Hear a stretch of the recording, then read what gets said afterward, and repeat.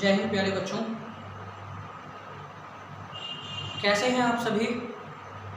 आशा करता हूँ कि सभी स्वस्थ होंगे और सभी की तैयारी अच्छी चल रही होगी और इसी तरह से आगे भी आपको कंटिन्यू रखनी है अपनी तैयारी और ठीक प्रकार से उचित तरीके से अपनी तैयारी को आगे बढ़ाना है, जिसके लिए हम भी लगातार प्रयास कर रहे हैं। आपके लिए ठीक से अच्छी प्रकार की नई वीडियो ला रहे हैं।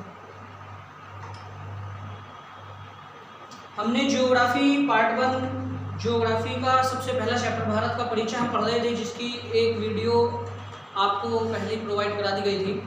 दूसरी वीडियो में आज हम स्टार्टिंग करेंगे दूसरी वीडियो की, और दूसरी वीडियो में हम पढ़ेंगे भारत का कोस्टल एरिया और लैंड एरिया।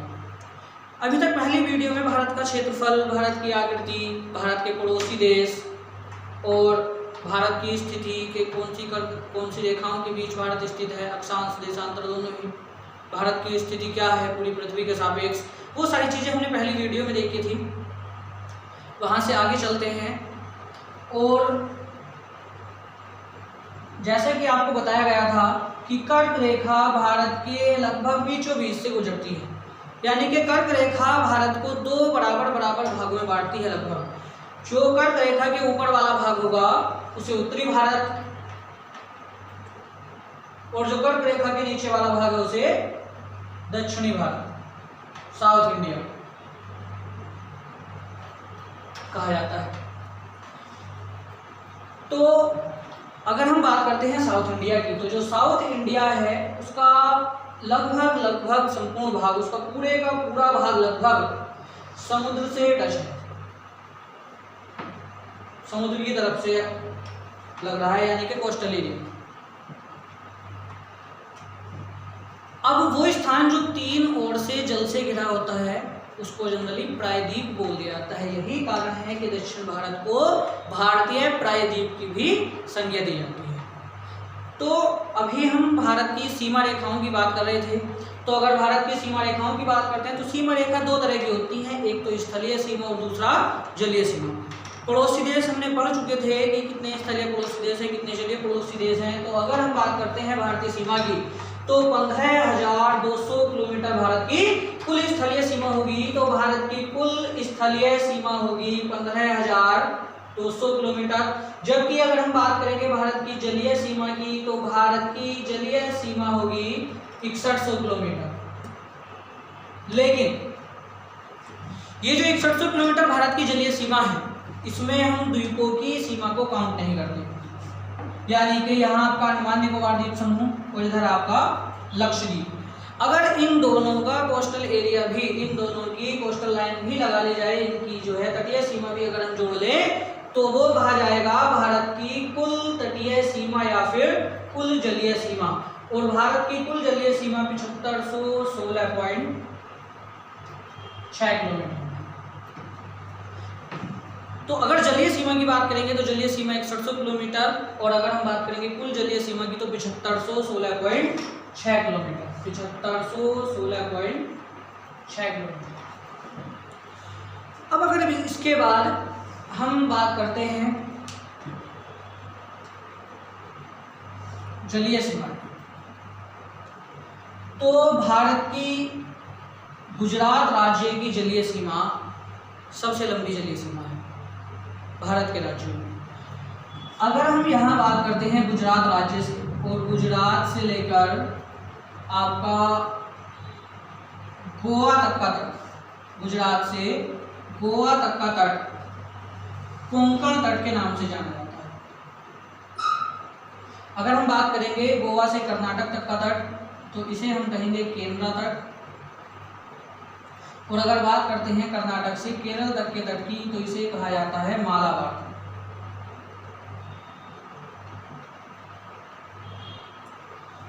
प्यारे बच्चों, यहाँ से कई बार एग्जाम में क्वेश्चन पूछ लिए जाते हैं। इसके बाद अगर हम बात करते हैं भारत के पूर्वी कोस्टल एरिया की, पूर्वी क्षेत्र की, तो पूर्वी क्षेत्र की अगर हम बात करेंगे तो यहाँ तमिलनाडु से आंध्र प्रदेश तक का कोस्टल तट जो कहलाएगा, जो कोस्टल लाइन होगी उसे हम कहेंगे कोरोमंडल तट। कोरोमंडल तट। और अगर आंध्र प्रदेश से और यहाँ पश्चिम बंगाल तक की हम बात करते हैं तो ये कहलाता है आपका उत्कल तट।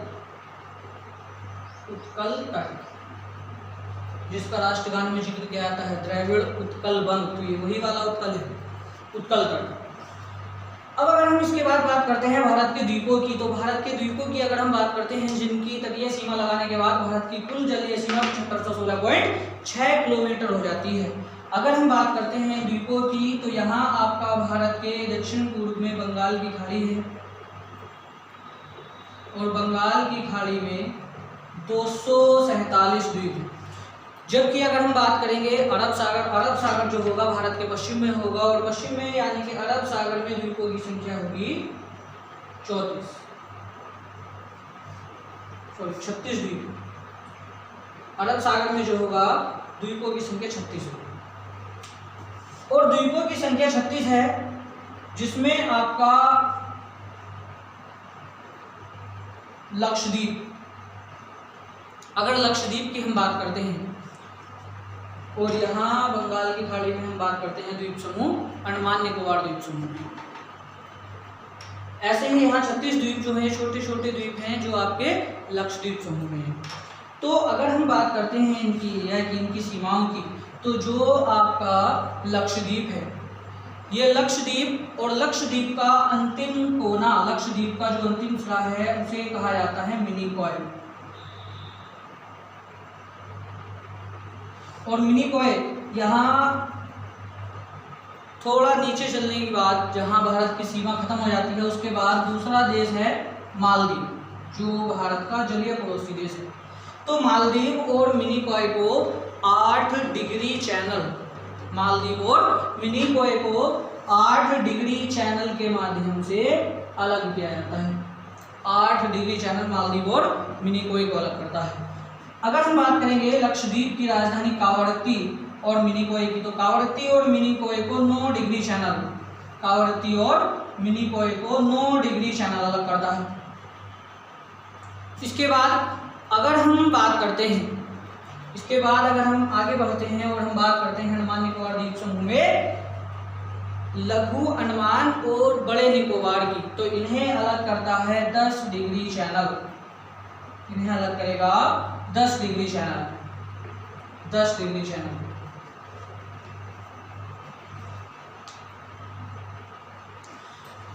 तो अगर हम इन डिग्री चैनल के बाद भारत की स्थलीय सीमा की ओर बढ़ते हैं, तो भारत की स्थलीय सीमा जो भारत के पड़ोसी देश हैं उनके साथ कौन कौन सी सीमा बनाती है, उनके नाम भी काफ़ी एग्जाम में पूछ ले आते हैं, तो ध्यान देंगे। अगर हम बात करते हैं इधर पाकिस्तान और भारत, ये आपका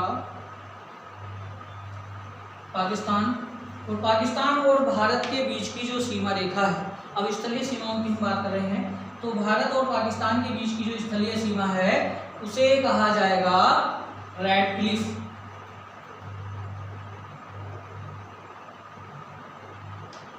सर CJ रैडक्लिफ के नाम पर इस रेखा का नाम रैडक्लिफ पड़ा था, क्योंकि इस रेखा का जो निर्धारण किया था, इस रेखा को जो बनाया था, इस रेखा का जो निर्माण किया था वो सर रैडक्लिफ ने किया था। इसके बाद अगर हम बात करते हैं 1914 के शिमला सम्मेलन की, तो शिमला सम्मेलन 1914 में भारत और चीन की सीमा रेखा का निर्धारण किया गया था, जिसे कहा जाता है आपका मैकमोहन रेखा, जिसे कहेंगे बच्चों मैकमोहन रेखा। अगर हम बात करते हैं भारत और अफगानिस्तान की सीमा रेखा की, तो भारत और अफगानिस्तान की सीमा रेखा कहलाएगी डूरंड रेखा।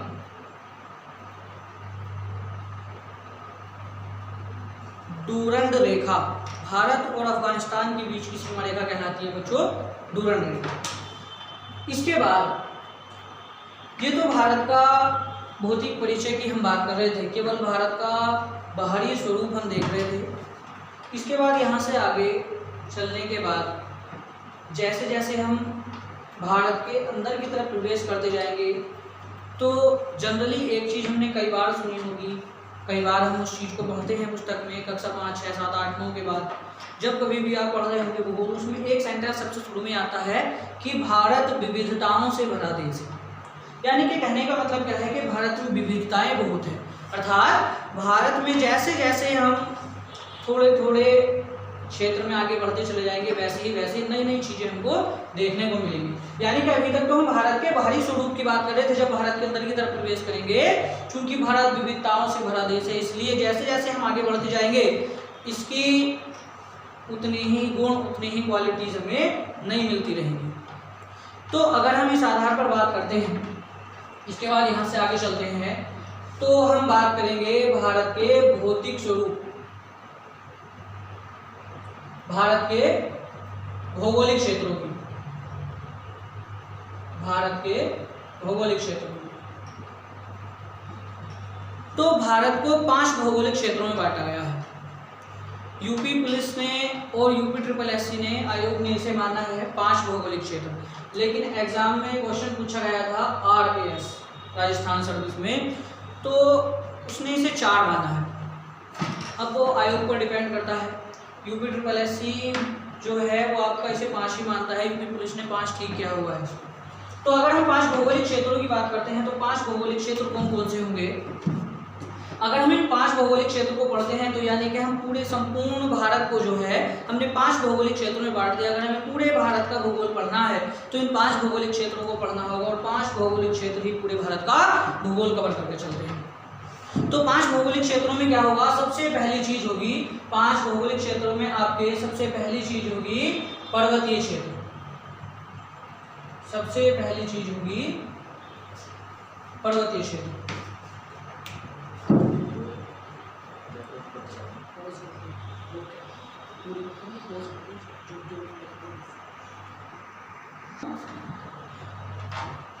भारत के भौगोलिक क्षेत्र की हम बात कर रहे थे, कई बार एग्जाम में क्वेश्चन पूछा गया है। तो 5 भौगोलिक क्षेत्रों में हमने भारत को बांट दिया, और अगर 5 भौगोलिक क्षेत्र हम देखते हैं तो 5 भौगोलिक क्षेत्र में हम संपूर्ण भारत का भूगोल पढ़ सकते हैं। अगर हम 5 भौगोलिक क्षेत्रों की बात करते हैं तो सबसे पहला पॉइंट हमारे पास होगा पर्वतीय क्षेत्र। और पर्वतीय क्षेत्र अब ध्यान देंगे, ये 5 भौगोलिक क्षेत्र संपूर्ण भारत को कवर करते हैं। पर्वतीय क्षेत्र, तो भारत में कौन सी पर्वतीय श्रृंखला सर्वाधिक है? तो वह है आपका हिमालय। सबसे अधिक विस्तार है भारत के उत्तर में हिमालय का। कश्मीर, पंजाब, हिमाचल प्रदेश, उत्तराखंड, और ये आपका इधर नेपाल पूरा पूरा भारत के बाहर, और ये आपका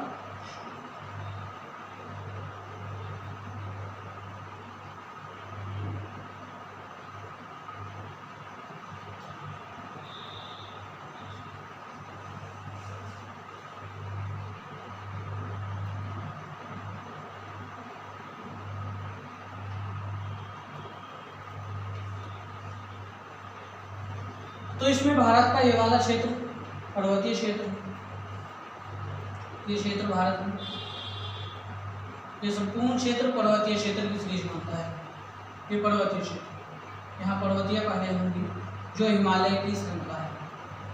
इसके बाद अगर हम बात करेंगे भारत में सर्वाधिक पर्वतीय श्रृंखला का विस्तार कौन सा है, तो वो होगा आपका हिमालय।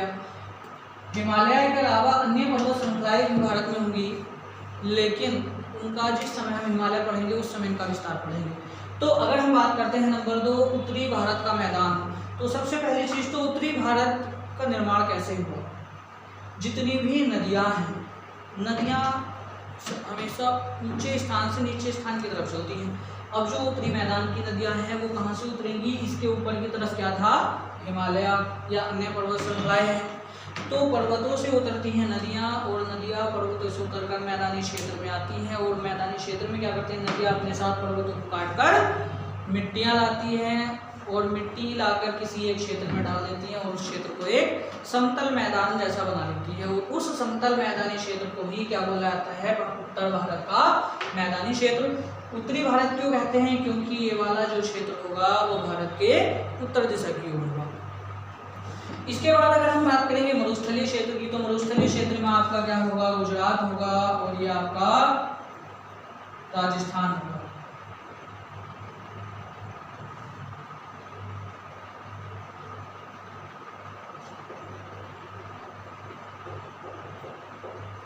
और ये आपका उत्तरी मैदान।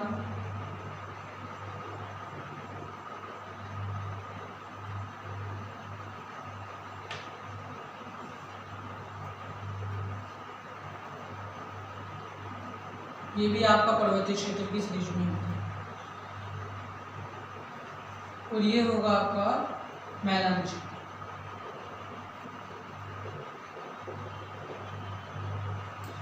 अब इसके बाद अगर हम बात करते हैं मैदानी क्षेत्र के बाद प्रायद्वीपीय भारत की, तो प्रायद्वीप उस स्थान को बोला जाता है जो तीन ओर से समुद्र से घिरा हो। अब तीन ओर से समुद्र से घिरे हुए क्षेत्र को प्रायद्वीपीय क्षेत्र कहा जाता है, यानी कि इस कर्क रेखा के नीचे का जो भारत है वो आपका प्रायद्वीपीय भारत कहलाता है।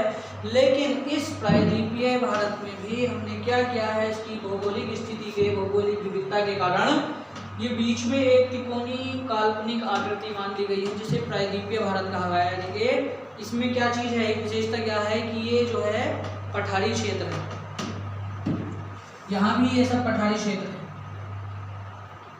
मालवा का पठार ऊपर की तरफ, यहाँ आपका छोटा नागपुर का पठार, दामोदर का पठार,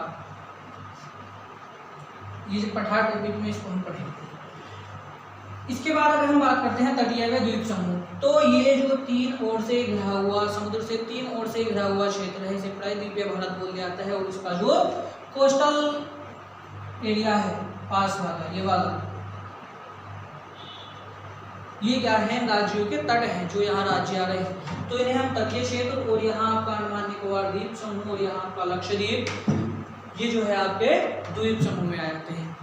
तो द्वीप समूह और तटीय क्षेत्र ये नंबर 5 वाला पॉइंट है, और प्रायद्वीपीय भारत ये हुआ। और यहाँ जो ये तटीय क्षेत्र है इसे हम पूर्वी घाट, जो पूरब का तटीय क्षेत्र होगा उसे पूर्वी घाट, और जो पश्चिम का तटीय क्षेत्र है उसे पश्चिमी घाट यानी कि सह्याद्री भी कहा जाता है। पश्चिमी घाट या पश्चिमी सह्याद्री भी कह दिया जाता है। तो अगर हम बात करेंगे पहले भौगोलिक क्षेत्र पर्वतीय क्षेत्र, तो कल न्यू चैप्टर हम स्टार्ट करेंगे भारत का भौगोलिक क्षेत्र।